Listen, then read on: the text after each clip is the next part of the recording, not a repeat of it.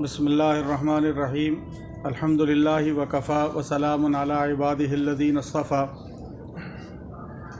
آج کی یہ مجلس معروف صحافی محترم جناب آغا شورش کاشمیری صاحب مرحوم ان کی یاد میں منعقد کی جا رہی ہے، اور ہمارے لیے یہ بھی خوشی کی بات ہے کہ جہاں ہمارے محترم جناب نواز رضا صاحب نے یہ پروگرام ترتیب دیا، وہاں ہمارے مہمان خصوصی معروف سیاستدان محترم جناب لیاقت بلوچ صاحب بھی تشریف لائے ہوئے ہیں۔ یقیناً یہ ایک پرانے صحافی ہیں اور ان کے زندگی کے بہت سے شب و روز شورش کاشمیری مرحوم کے ساتھ بھی گزرے ہوں گے، اور وہ زیادہ بہتر بات کر سکیں گے۔ چند باتیں میں ان کے حوالے سے عرض کرنا چاہتا ہوں کہ ان کا نام تو تھا آغا عبدالکریم، لیکن شورش کے نام سے مشہور ہوئے۔ اردو زبان میں شورش کے کچھ 10 سے زیادہ معنی آتے ہیں، اور در حقیقت ہر معنی شورش کی زندگی کا وہ ایک عنوان ہے کہ شورش مرحوم کی زندگی میں دیکھیں، وہ ایک معروف سیاستدان، معروف صحافی، معروف خطیب اور اس کے ساتھ ساتھ معروف ادیب اور شاعر ہیں۔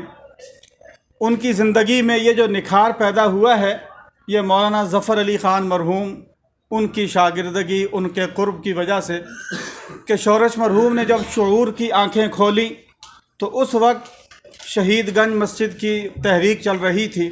شورش انہوں نے میٹرک تک کی تعلیم حاصل کی، سکول سے فارغ ہوئے، وہ اس تحریک میں شامل ہو گئے، اور مولانا ظفر علی خان کی ان کو معیت، ان کا قرب ملا۔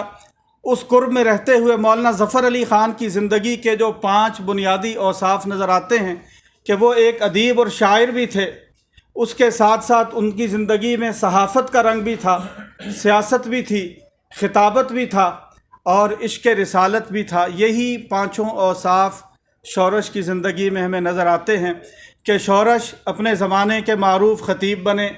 سید عطا اللہ شاہ بخاری بر صغیر میں ان سے بڑا خطیب پیدا نہیں ہوا۔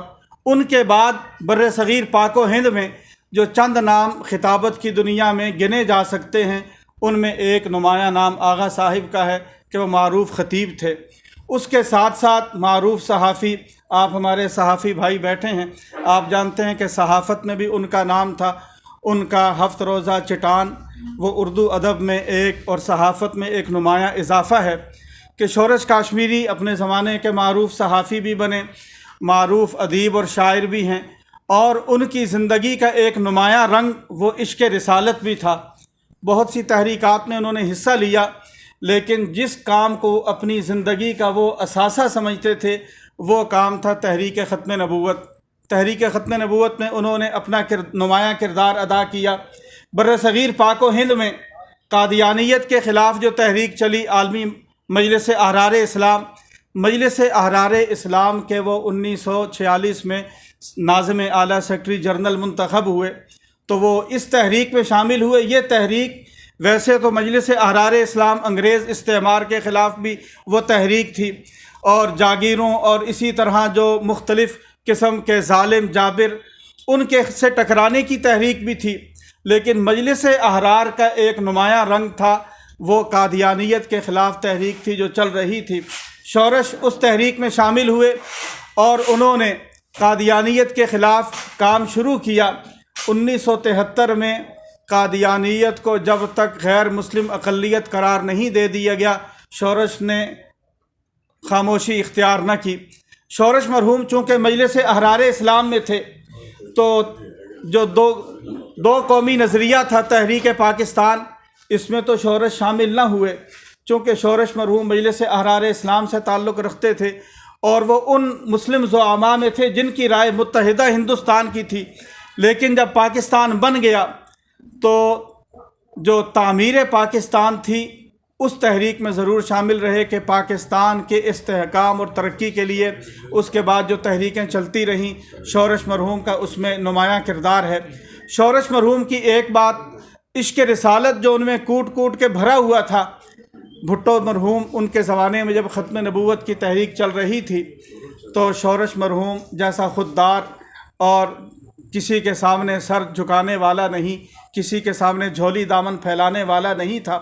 بھٹو مرحوم کے سامنے گئے اور ان سے ملاقات ہوئی، بھٹو کے سامنے اپنی جھولی پھیلا دی، بھٹو صاحب میں آپ سے ختم نبوت کی بھیک مانگ رہا ہوں، اور ان کے پاؤں پکڑ لیے۔ یہ وہ عشق رسالت تھا کہ بھٹو جیسا آدمی بھی کانپ کے رہ گیا کہ یہ شورش جو کبھی کسی کے سامنے جھکتا نہیں ہے آج میرے پاؤں پکڑ رہا ہے۔ بھٹو صاحب کا دل پسیج گیا، اور ختم نبوت میں پھر بھٹو صاحب نے جو اقدام کیا، اللہ تعالیٰ یقیناً ان کی قبر کو نور سے منور فرمائے۔ اس کے پیچھے بھٹو صاحب کو اس فیصلے تک لانے کے لیے جن شخصیات کا کردار تھا ان میں شورش مرحوم بھی تھے۔ شورش مرحوم یقیناً اپنے دور کی وہ بلند پایہ شخصیات بر صغیر پاک و ہند میں جن کا نام ہے، جن کا کردار شورش ان کے ساتھ رہے، مولانا ابوالکلام آزاد، سید عطا اللہ شاہ بخاری، مولانا داود غزنوی، مولانا سید ابوالعلا مودودی، ان تمام شخصیات کے ساتھ مولانا شورش مرحوم کو رفاقت رہی۔ اللہ تعالیٰ ان کی خدمات کو ان کی قبر میں روشنی اور نور کا سامان بنانے کا ذریعہ بنائیں، ان کی خدمات کو قبول فرمائیں، اور آج کے اس دور سے، آج جس دور میں ہم گزر رہے ہیں، اللہ تعالیٰ ہمیں ان جرت مند شخصیات کی زندگیوں کو اپنے لیے مشعل راہ بنانے کی توفیق نصیب فرمائیں۔ میں انہی مختصر باتوں پر اپنی گفتگو سمیٹتا ہوں تاکہ اپنے بزرگوں کی باتوں سے ہم زیادہ مستفید ہو سکیں۔ وما علینا الا البلاغ۔